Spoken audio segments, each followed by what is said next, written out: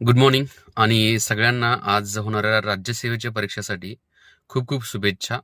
त्याचबरोबर all the best मी म्हणेल.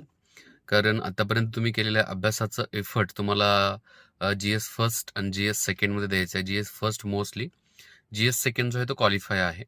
त्यामुळे हा जो पहिला पेपर असेल, या पहिल्या पेपरला तुम्हाला पूर्णपणे ताकदीनं आणि तुमच्या केलेल्या अभ्यासाला पूर्णपणे कॉन्फिडेंटली काय करायचं आहे, तर त्या ठिकाणी एक्सप्रेस करायचं आहे. कोणत्याही प्रकारचे प्रश्न येऊन दे, फक्त त्याला कॉन्फिडेंटली तुम्ही जर फेस केलं, तर डेफिनेटली तुमचं उत्तर हे बरोबरच असणार आहे. आणि अशाच प्रकारची मानसिकता घेऊन पेपरला जायचं आहे. पेपरला जायच्या अगोदर जे काही आपण थोडं टेन्शनमध्ये असल्यामुळे काय होतं, की थोडा निगेटिव्ह परिणाम होऊ शकतो. तर तो निगेटिव्ह परिणाम अजिबात होऊन द्यायचा नाहीये.